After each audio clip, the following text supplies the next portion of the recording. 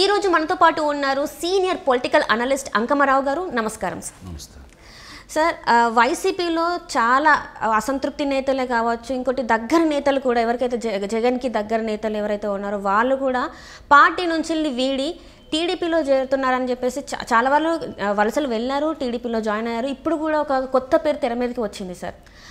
విజయసాయిరెడ్డి బావమర్ది, స్వయాన బావమర్ది ద్వారకనాథరెడ్డి తాను కూడా ఈ వైసీపీ విధానాలు నచ్చక టీడీపీలో జాయిన్ అవుతున్నానని చెప్పేసి అయితే తానే ప్రకటించడం జరిగింది. అసలు ఏం జరుగుతుంది సార్? అంటే ఇక్కడ ఇప్పుడు జరుగుతున్న పరిణామాలు ఏంటంటే వైఎస్ఆర్సీపీ పార్టీ పని అయిపోయింది, తెలుగుదేశం పార్టీ విజయదుందుభి మోగిస్తుందని చెప్పని విజయసాయిరెడ్డి గారికి గత సంవత్సరం క్రితమే తెలుసు. రైట్. ఆ విషయాన్ని అధిష్టానానికి కూడా చెప్పడం కూడా జరిగింది. దీనికి తోడు తనకి తోడలుడి కుమార్తె తారక రత్న గారి భార్య కూడా వారు చనిపోయిన సందర్భంలో కూడా తెలుగుదేశం పార్టీ అధినేతతో సన్నిహితంగా మెలిగాడు ఆయన. కొన్ని స్పష్టంగా కుటుంబ పరంగా కూడా వాళ్ళు ఆ కొన్ని రోజులు కలిసి ఉండటం జరిగిన పరిణామాలకి తెలుగుదేశం అన్నా నందమూరి తారక రామారావు గారి కుటుంబ సభ్యులు వాళ్ళకు ఉందాతనంగా ప్రవర్తించిన తీరు, వాళ్ళతో మాట్లాడిన విధానం ఇవన్నీ చూసుకున్న తర్వాత కుటుంబ సభ్యుల్లో చర్చ వచ్చిందని చెప్పని గతంలో కూడా వార్తలు బయటకు వచ్చిన సందర్భంగా ఉన్నాయి. అందుకే 2-3 నెలల పాటు ఆయన తెలుగుదేశం పార్టీ మీద కానీ తెలుగుదేశం పార్టీ అధినేత మీద కానీ ట్విట్టర్లో కానీ ఇటుసారి కూడా ఎలాంటి వ్యాఖ్యలు చేయకుండా దూరంగా ఉండటం కూడా జరిగింది. జరిగినప్పుడు పార్టీకి దూరం అయ్యాడని చెప్పి చాలామంది కూడా భావించారు. ఆ సందర్భంలో ఆయనకు ఉత్తరాంధ్ర బాధ్యతలు కూడా తప్పించడం కూడా జరిగింది కదా. ఇక దాదాపు పార్టీకి దూరంగా ఉంటారని చెప్పని అనుకోవడం కూడా భావించారు. అట్లానే వాళ్ళ ప్రవర్తన కూడా ఉంది. తర్వాత మరి ఏం జరిగిందో ఏంటో మళ్ళీ ఆయన కొన్ని బాధ్యతలు ఇప్పుడు ప్రకాశం జిల్లా ఏరియా 3 ప్రాంతాల బాధ్యతలు ఆయనకు అప్పచెప్పడం కూడా జరిగింది. ఆ అప్పచెప్పిన బాధ్యతలు ఇప్పుడు ఆయన కొంచెం చురుగ్గానే పాల్గొంటున్నాడు. కానీ తెలిసిన వాళ్ళు కానీ కొంచెం దగ్గరగా మెలిగేవాళ్ళు కానీ ఆయన సంపూర్ణంగా మనస్ఫూర్తిగా దాంట్లో పాల్గొనటం లేదు అనే అభిప్రాయం వ్యక్తం చేయడం కూడా జరుగుతూ ఉంది. కాబట్టి ఇది ఎప్పటి నుంచో జరుగుతుందనేది అయితే నాకు తెలుసు. ఎందుకంటే ఆ వ్యాఖ్యలు ఆయన ఎవరెవరికి ఏమేమి చెప్పాడు, మనం అధికారంలో కోల్పోతున్నామని జగన్మోహన్ రెడ్డి గారికి కూడా చెప్పడం కూడా జరిగిందని, కానీ అది పెడిచివని పెట్టడం కూడా జరిగిందని చెప్పని కూడా నాకు తెలుసు దాని గురించి. ఎందుకంటే ఆయన కొందరి దగ్గర వ్యాఖ్యానించారు, అవి నాకు సమాచారం కూడా ఉంది. మాట్లాడుకున్నారు, వీళ్ళతోటి సన్నిహిత సంబంధాలు కొనసాగించాలి తెలుగుదేశం పార్టీతోటి, అట్లాగే నందమూరి కుటుంబ సభ్యులతోటి అని చెప్పిన భావన కూడా వచ్చారు.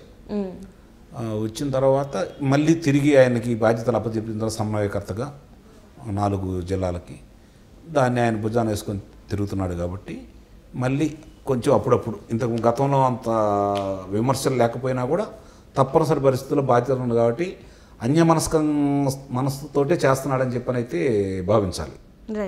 ఇప్పుడు సొంత బావమర్ది, దాని ప్రభావం రేపు పొద్దున జగన్మోహన్ రెడ్డి గారు చూపిస్తారు, అందుట్లో సందేహం కూడా ఏం లేదు. నీ బావమర్ది అటు వెళ్తుంటే నువ్వేంటా ఎక్కడ ఉంటే ఇలా చేస్తాను, కారణం ఇది నీ ప్రమేయంతో జరిగింది అని చెప్పి ఆయన గట్టిగా కోపడతాడు కూడా అని కూడా నాకైతే అనిపిస్తూ ఉంది. అందుట్లో ఎలాంటి సందేహం కూడా లేదు. ఎందుకంటే ఓడిపోతున్నారని తెలిసిన తర్వాత ఆ పార్టీతోటి ప్రయాణం చేయాలంటే ఇష్టపడరు కదా, అది వాళ్ళకి అర్థమైపోతూ ఉంది. ఒక్కొక్కళ్ళు బయటకు వస్తూ ఉన్నారు. ఇప్పుడు రేపొద్దున వీళ్ళు ఏం చెబుతారంటే ద్వారకానాథ్ గారి మీద అక్కడ స్థానికంగా శాసనసభ్యుడిగా ఆయన పనితీరు బాగలేనందువల్ల మేమేం మార్చాలనుకున్నాం, ఆయన బయటకు వెళ్ళిన వల్ల మాకు వచ్చి నష్టం ఏం లేదని మాట్లాడుతూనే ఉంటారు. నష్టం ఉందా లేదా అనేది రేపు ఎన్నికల్లో తెలుస్తూ ఉంది కదా. ఇప్పుడు ఆయనే స్వయంగా ప్రకటించారు కాబట్టి తెలుగుదేశం పార్టీలో చేరుతున్నామని. ఈ మొట్టమొదటి అనుకుంటానే ఉంటాం, ఎన్నికలు సమీపిస్తున్న తరుణంలో ఇందుట్లోంచి 60-70 మంది దూరంగా ఉంటారు, అందుట్లో 30-40 మంది తిరిగి తెలుగుదేశం పార్టీ ఊటికి చేరతారని చెప్పని ఊహాగానాలు ఉన్నాయి. వాస్తవ రూపం కనపడతా ఉంది ఇప్పుడు జరుగుతున్న పరిణామాలు చూస్తూ ఉంది. అంటే రోజుకొక వలస అంటే వెళ్తున్నట్టే అనిపిస్తుంది సార్. అంటే ప్రజాభిప్రాయం వాళ్ళకి క్షుణ్ణంగా తెలుసు, ఈ ప్రభుత్వం పనితీరు వాళ్ళకి తెలుసు, ఎందుకంటే ఆ ప్రభుత్వంలో ఉన్నారు కాబట్టి. మరి ఇప్పుడు దాకా ఎందుకున్నారు అంటే అవసరాలు, బయటకు వచ్చిన వల్ల కూడా ఉపయోగం లేదు కదా. వీళ్ళు ఎప్పుడో చాలా నెలల నుంచి, 1 సంవత్సరం నుంచి మంతనాలు జరుపుతున్నమాట వాస్తవమే. తెలుగుదేశం పార్టీ అధినేతతోటి లోకేష్ బాబు సమయం సందర్భం కూడా చూసుకోవాలి. కాబట్టి ఇవాళ ఉన్న పరిస్థితుల్లో ఈ జరిగే పరిణామాలు ఒక్కోటి వస్తూ ఉంటాయి. నాకు తెలిసి ఈ నెలాఖరికి ఈ సంఖ్య 40-50 వెళ్ళినా కూడా ఆశ్చర్యపడడం పని లేదు. అంటే ఎందుకు సార్, ఎందుకు జగన్ పనితీరు అందుట్లో సందేహం ఏముంది, పరిపాలనా తీరు. ఎవరికి ఇవ్వనటువంటి అవకాశం ఆంధ్ర రాష్ట్ర ప్రజలు ఆ రోజున నందమూరి తారక రామారావు గారికి ఇచ్చారు. తిరిగి ఈరోజు అతనికి ఇచ్చినా కూడా దాన్ని సరిగ్గా సద్వినియోగం చేసుకోలేకపోయాడనేది చాలా స్పష్టంగా మనకు తెలుస్తూనే ఉంది కదా. సో ప్రజల వ్యతిరేకత చాలా ఉందని అనుకోవాలి. నిస్సందేహంగా పరిపాలన చేతకాకపోవటం, ఎట్లా పనిచేయాలో తెలియకపోవటం, వచ్చిన అవకాశాన్ని సద్వినియోగం చేయలేకపోవటం, రాజకీయం కూడా వ్యాపారంగా చూడటం వల్లే జగన్మోహన్ రెడ్డి గారికి ఈ పరిస్థితి ఉద్భవించింది. అందుట్లో ఎలాంటి సందేహం కూడా లేదు. అంటే ఇక్కడ పథకాలు నేను ప్రజల కోసమే తీసుకొచ్చాను, ప్రజల నుంచి నాకు ప్రేమ దక్కుతుంది, ఈసారి కూడా నేనే గెలుస్తానని చెప్పేసి కొన్నిసార్లు మాట్లాడడం జరిగింది సార్. సో అదేమన్నా ఫలిస్తుంది అంటారా ప్రజల్లోకి? ఆ పథకాల ద్వారా ఏమన్నా ఆయన గెలిచే అవకాశాలు కూడా లేవంటారా? పథకాలు ఆయన అర్జునుడు కాదు కదా. గతంలో తెలుగుదేశం ప్రభుత్వం ఇచ్చింది, తర్వాత వచ్చిన కాంగ్రెస్ ప్రభుత్వం కొనసాగించింది, మళ్ళీ వచ్చిన చంద్రబాబు నాయుడు గారు కొనసాగించారు. పథకాలు ఈయన కొత్తగా ఏం పుట్టించలేదు కదా, పేర్లు మార్చాడు. ఆ మాత్రం తెలుసుకోలేని అమాయకులు ప్రజలు. నిన్న ఒక మహిళ రమారమి 86 సంవత్సరాలు 88 సంవత్సరాలు అని చెప్తా ఉంది. ఆమె చెప్పింది చివరిలో జగన్ గారిని కొంచెం పొగిడిన తర్వాత చివరిలో చాలా స్పష్టంగా చెప్పడం కూడా జరిగింది. నేను చంద్రబాబు నాయుడు గారి గతంలో ఏం చేశాడో చెప్తూ ఈ తడవ నేను చంద్రబాబు నాయుడు గారికి సైకిల్కి ఓడేస్తానని చెప్పింది. పథకాలు తీసుకుంటుంది ఆమె, పింఛన్ వస్తుందని చెప్పింది. అయితే ఏదైతే ఇక్కడ తెలంగాణలో జరిగిందో సేమ్ అదే రిపీట్ అయ్యే అవకాశాలు నిస్సందేహంగా.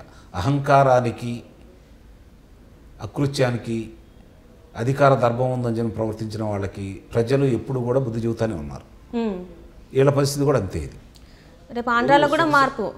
సుఖశాంతులు కోరుకుంటారు, ప్రశాంతత కోరుకుంటారు ప్రజలు. రైట్. పార్టీ వాళ్ళు అభిమానులుగా ఉంటారు, కానీ అటు ఇటు కాకుండా ఒక 20 నుంచి 30% మంది ప్రజలు ఉంటారు కదా, వాళ్ళు పరిపాలన చూస్తారు. పరిపాలన బాగుంటే అధికార పార్టీకి మొగ్గు చూపుతారు. పరిపాలన కనుక ప్రజాసమయబద్ధంగా లేకుండా నిరంకుశత్వంగా ఉందనుకోండి, ఆ రోజు వాళ్ళ దగ్గర ఉన్న ఏకైక ఆయుధం ఓటే కాబట్టి ఆ ఓట్ల రూపాయలు చూపించబోతారు. అది స్పష్టంగా అర్థమైపోయింది. కాబట్టి ఈరోజు ద్వారకానాథ్ గారు కావచ్చు, ఒక్కొక్కళ్ళు బయటకు వస్తూనే ఉన్నారు. నీకు ఎమ్మెల్యేలు వెళ్ళి ఈరోజు శాసనసభ్యులు వేరే పార్టీలు ఎందుకు చేరుతున్నారు? రైట్. నువ్వు నిజంగా అంత గొప్పవాడు అయితే, నీ మీద అభిమానం బాగుంటే మళ్ళీ తిరిగి మీరే గెలుస్తారు అనుకుంటే రేపు పొద్దున ఏదో ఒక పదవి ఇస్తారు కదా అని చెప్పని ఎవరన్నా ఇచ్చిన వాళ్ళకి స్వాగతించేసి దగ్గర వాళ్ళు గెలిపించేసి ఆ ఘనతలో వాళ్ళు కూడా భాగస్వాములు అవుతారు కదా. గెలవమని వాళ్ళకి తెలుసు కాబట్టి ఆ భాగస్వామి మనకెందుకు, ఈ దరిద్రం మనకెందుకు అని చెప్పని దూరంగా ఉంటున్నారు. అంటే ఇంకొక చర్చ కూడా నడుస్తుంది సార్, ఎంపీకి అయితే ఒక రేటు, ఎమ్మెల్యేకి అయితే ఒక రేటు అని చెప్పేసి డిపాజిట్ చేయాలని కూడా. సహజమేనండి, అవన్నీ వాళ్ళు ఉన్న దాంట్లో సహజమే. కొంత అన్ని పార్టీల వాళ్ళు కూడా ఊరకేమి వెళ్ళి మీ ప్రజల్లో పేరు ప్రఖ్యాతలు ఉన్న వాళ్ళని తీసుకొచ్చేసి మీరు వెళ్ళి పోటీ చేయండి చెప్పి పంపించట్లేదు కదా. ఆర్థిక వనరులు కూడా చూసుకుంటున్నారు, వాళ్ళు అడుగుతున్నారు. ఇప్పుడు కొంచెం ఎక్కువ అడుగుతున్నాడు ఆయన. నిన్నదాకా ఏమన్నారు, మీకెందుకు గెలిపించే బాధ్యత నాది, మీరు పనులు మీరు చేయండి అని చెప్పి అన్నాడు. ఈరోజు డబ్బులు అడుగుతున్నారు కాబట్టి మనకెందుకు ఈ తలకాయ నొప్పి అని చెప్పి కొంతమంది దూరంగా ఉంటున్నారు. వాటాలు అందుకున్న వాళ్ళు, ప్రభుత్వం అడ్డం పెట్టుకుని దోపిడీ చేసిన వాళ్ళందరూ ముందుకెళ్ళొచ్చు. ఆ అవకాశం లేని వాళ్ళందరూ మనకెందుకు ఈ తలకాయ నొప్పి అని చెప్పిన దూరంగా ఉండొచ్చు. రెండోది వాళ్ళకి స్పష్టంగా అర్థమైపోతుంది కదా ప్రజల్లో వ్యతిరేకత ఉందని చెప్పని. ఇప్పుడు నేను చెప్పేది ఏంటంటే, ఈ ద్వారకానాథ్ రెడ్డి గారు అనే వ్యక్తి తెలుగుదేశం పార్టీలో చేరితే దాని యొక్క ప్రభావం విజయసాయిరెడ్డి మీద కూడా పడుతుంది. రైట్. అంటే మీ బామ్మార్దిని నువ్వు కాపాడుకోలేకపోయావు. రేపు అడుగుతారు కదా, ఇద్దరు సమన్వయకర్తగా ముందుకెళ్తున్నాడు కాబట్టి రేపు ప్రాంతీయ సమన్వయకర్తగా పెట్టారు కదా ఇతన్ని. మరి రేపు వాళ్ళు అడుగుతారు కదా, ఎక్కడికి వెళ్ళిన అంటే ముందు మీ బామ్మర్దిని ఇట్లా బయటకు వెళ్తుంటే ఏం చేసావయ్యా నువ్వు, మా దగ్గరికి వచ్చి చెప్పావని అడిగితే ఈయన ఎక్కడికి వెళ్తాడు రేపు పొద్దున. రైట్. రైట్. సో దీని ప్రభావం అయితే కంపల్సరీ వైఎస్ఆర్సీపీ పార్టీ మీద పడుతుంది, విజయసాయి రెడ్డి మీద అయితే ఇంకా ఎక్కువ పడుతుందని మనం చూసుకోవాలి. రైట్. ఆ పార్టీ ఓడిపోతుందని నిర్ణయానికి వచ్చారు కాబట్టి ఇక ఇట్లాంటివి చాలా జరుగుతాయి అని చెప్పని నేను భావిస్తున్నాను.